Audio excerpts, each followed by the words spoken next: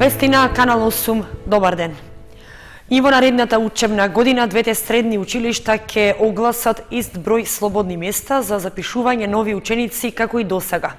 Советот на општината даде согласност за планираните 8, односно 12 паралелки за настава во прва година, без новини во струките. Нема промени во бројот на слободни места, што на огласите за запишување нови ученици за наредната учебна година ќе ги објават двете средни училишта од Кочани. Почитувањето на законските одредби за запазување на оптималниот број ученици во една паралелка пак ги доведува во ситуација поради опаѓањето на интересот кај завршените основци тие да работат со намален капацитет. Колку и да изгледа апсурдно, ќе нема намалување на бројот на слободни места, а Советот на општината даде согласност за тоа. Сепак, остана дилемата дали се прави анализа каков е интересот за запишување во средно училиште или само се врши припишување на бројките од година во година. Дали се базираат на истражување на тоа какви се интересите за запишувањето за овие струки, значи, и дали сметаат дека вака поставените работи, например, ќе резултираат со тоа во месец септември да не бараме согласности за помал број на паралелки со помал број на ученици. Според директорот на Средното општинско училиште Љупчо Сантов, редовно се прави анализа на интересот кај завршените ученици од основното образование за запишување во оваа средношколска установа, поради што и нема промени во бројот на слободните места. Досега интересот за едната, односно другата струка за економски техничар и за гимназиско образование е отприлика избалансиран во размер плюс-минус 10 до 15 ученици, така што ние сме должни пред Советот да ја доставиме оптималната бројка. Тоа отприлика би било кога имате автобус со 52 седишта, да планирате дека ќе качите 52 патници. Ние не можеме да знаеме колку и каков ќе биде интересот во месец септември. Пресекот се прави сега, точката на дневен ред не обврзува да ги доставиме нашите планови и нашите планови се тие 272 ученици заради тоа што капацитетот на училиштето одговара на таа бројка. Димитриев истакна дека според законот оптималниот број на ученици во една паралелка е 34, а минимумот до кој се оди во ова училиште не бил под 20, поради што и проекциите се граделе врз основа на таквата состојба. Во Средното општинско училиште Гошо Викентиев пак сметаат дека законскиот оптимум е превисок, но се очекува повторно враќање на интересот за стручните профили за кои овде се образуваат учениците. Што се однесува на бројот на ученици во паралелки, и минатата година мислам дека е предимизиониран бројот од 34, но се уште е на закон таа бројка, но состојбата е слична во сите стручни училишта. Значи имаме комуникација со сите училишта во Македонија, бројката е отприлика секаде иста. Со цел да се запазат тие профили, за кои мислам дека наскоро ќе дојде време да бидат повторно барани и атрактивни, мислам дека треба да одеме со тоа што е понудено од наша страна. За наредната учебна година во двете средни училишта во Кочани ќе можат да се запишат вкупно 680 завршени основци, распоредени во 20 паралелки. Подадената согласност од Советот на општината вообичаено конкурсот за запишување на учениците го објавува Министерството за образование и наука во почетокот на април. Локалната самоуправа на Кочани ќе ги бара од Министерството за земјоделство и преостанатите количини нафта за чистење на одводните канали и речните корита. Тоа треба да обезбеди поголема заштита од поплави, но и подобра подготвеност пред предстојната пролетна сејба. Општина Кочани да не се откажува од преостанатите 24.000 литри нафта што треба да се искористат за механизацијата која ќе биде ангажирана за чистење на речните корита и одводните канали во регионот. Таков предлог беше изнесен на седницата на Советот на општина Кочани, на која, меѓу другото, се разгледуваше информацијата за реализираниот план за чистење во 2015 година, како и планот за истата активност за годинава. Иако за ова лани биле побарани 40.000 литри нафта, од Министерството за земјоделство доделиле само 16.000, што било недоволно за целосна реализација на планот за чистење. Поради тоа, советникот Владко Трајанов излезе со конкретен предлог, образложувајќи зошто општината заслужува да ги добие количините нафта што ги побарала. Сметам дека како совет би било пожелно и корисно да донесеме еден заклучок или едно барање до ресорното министерство да ги одобри и тие посекувани, односно необходни 18 или 20 тона нафта, како би било комплетно изчистено целото поле. Во тој случај, искрено се надевам дека преку целата година нема да дојдеме во ситуација да го обвинуваме водостопанското предпријатие Брегалница, сами меѓу себе да се обвинуваме, да се правдаме со недобра клима или обилни врнежи и така натаму. Значи, сакам да ја потенцирам сериозноста на моментот, на време е и сепак се мали средствата кои сметам дека како совет заеднички излеземе со барање, ресорното министерство ќе најде на потполно разбирање, премали се тие средства за и овој пат да доведеме во прашање и самата сејба, со самото тоа пролонгирање на жетвата и како крајен резултат неквалитетен и недобар производ на крајот. Предлогот на Трајанов за добивање на преостанатите 24.000 литри нафта беше едногласно прифатен од сите советници и истиот, како барање, треба да биде доставен до Министерството за земјоделство. Инаку, лани со добиените 16.000 литри преку Дирекцијата за заштита и спасување и со ангажирање на механизацијата од почетокот на март до почетокот на сезоната за наводнување на оризовите површини, били исчистени речни корита и одводни канали во должина од околу 13 километри. Пред предстојната градежна сезона повторно се намалува висината на надоместокот за комуналии во општина Кочани. Таквата практика што започна пред неколку години и годинава беше едногласно прифатена од страна на општинскиот совет. 20% понизок надоместок за уредување на градежното земјиште, односно за комуналии, ќе плаќаат граѓаните кои ќе градат во првата половина на оваа година. Советот на општина Кочани едногласно го усвои предлогот што пристигна од Комисијата за комунални работи, планирање и уредување на просторот, со што одлуката ќе стапи во сила на 1 февруари и ќе важи до крајот на мај.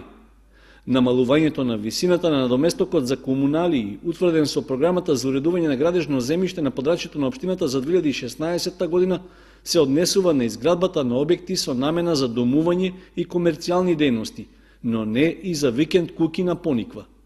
Ваквата практика не е нова, односно стана вообичаена токму пред почетокот на градежната сезона, а со цел да се даде поттик во изградбата на нови објекти.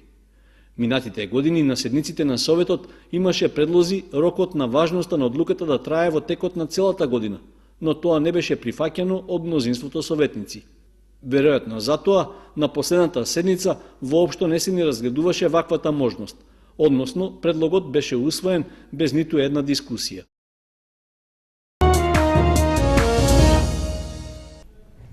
Заврши полагањето на екстерно во средните училишта.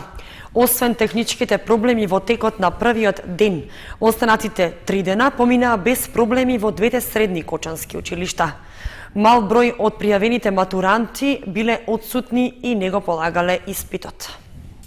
Тројца ученици од Средното општинско училиште Гоша Викентиев и само еден ученик од гимназијата Љупчо Сантов оправдано биле отсутни на екстерното тестирање што изминативе денови се полагаше во средните училишта.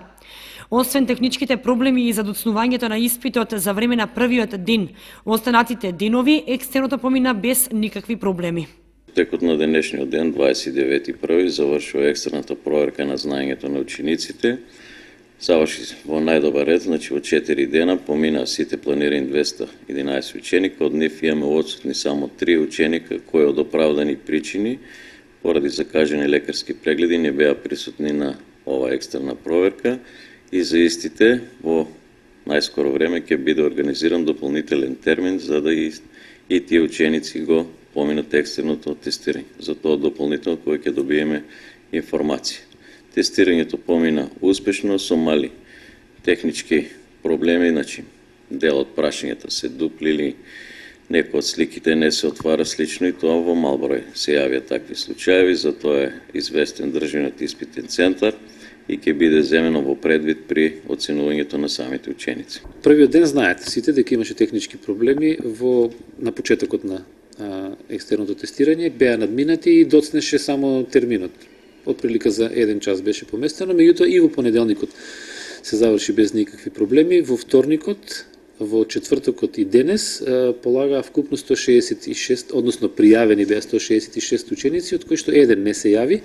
За дополнителни термини се определени датумите 1, 2, 4 и 5 февруари, следната седмица, и по добиените упатства од Државниот испитен центар и списокот, ученикот кој што не се јави на екстерното тестирање во првиот рок, ќе го полага екстерното тестирање и првичните резултати ги очекуваме на 8 како што е најавено. Немаше никакви проблеми, ниту забелешки од наблюдувачите од Бирото за развој на образованието, така што се помина во најдобар можен ред. Од училиштата истакнаат дека како и претходните тестирања, така и за ова веруваат дека резултатите ќе бидат безболни за професорите, односно дека учениците ги добиле реалните оцени од нивните професори. Учениците кои биле отсутни екстерно ќе полагаат следната недела на 1, 2, 4 и 5 февруари.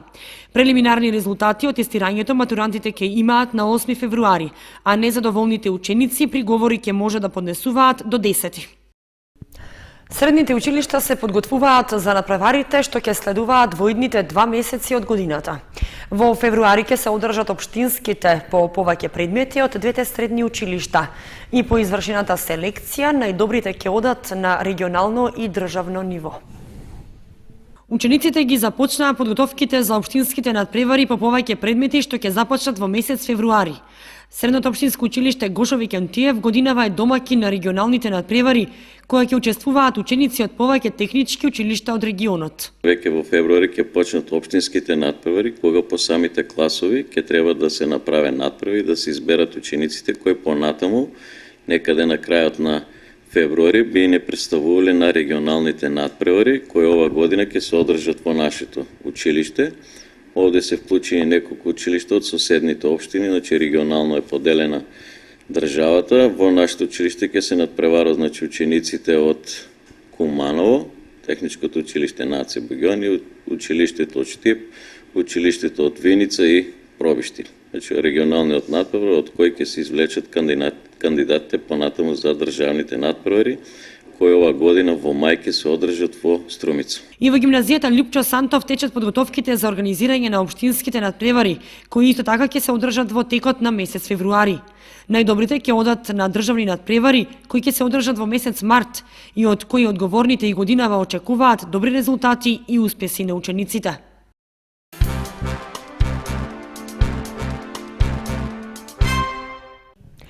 И во Виница започнаа активностите како дел од програмата Црвен крст во акција промоција на хумани вредности.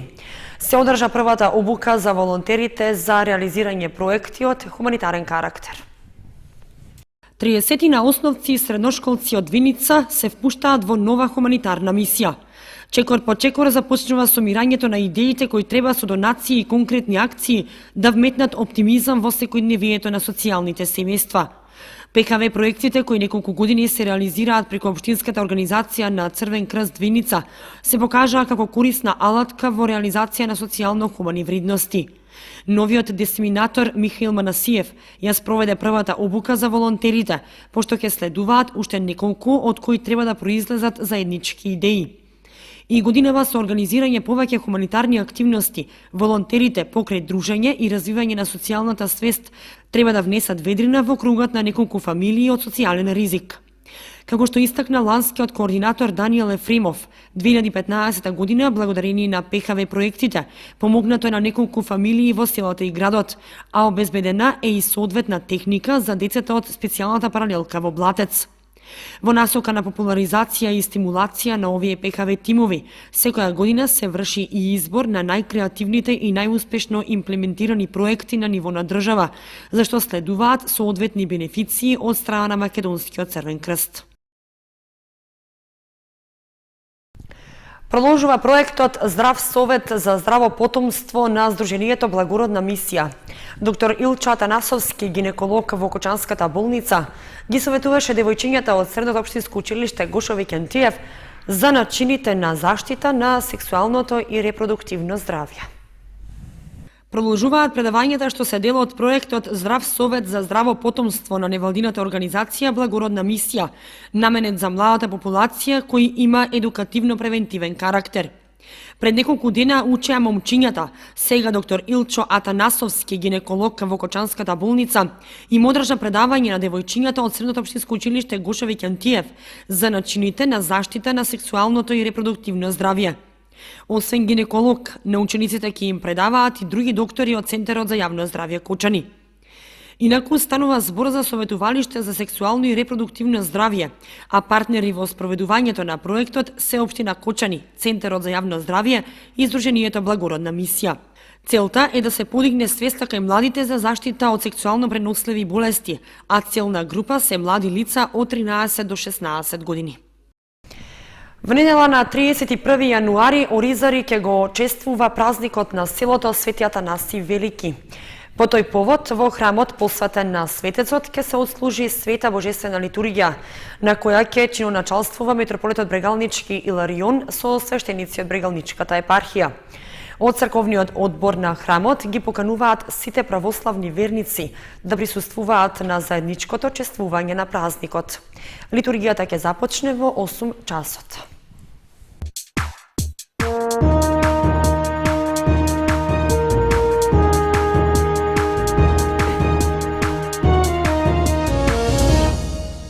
Следуваат информациите од спортот.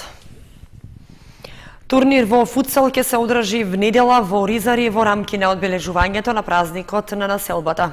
Ќе учествуваат 8 екипи кои ќе се надпреваруваат во 2 категории. Фудбалскиот клуб Младост Тошев од Оризари е организатор и домакин на турнирот во футсал во пионерска конкуренција што ќе се одржи викендов.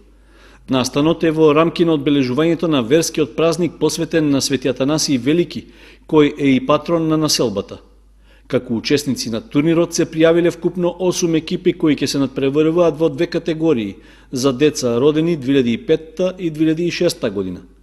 Турнирот ќе се игра в недела со почеток од 11 часот во новоизградената спортска сала на основното училиште Крсте Петков Мисирков во Оризари.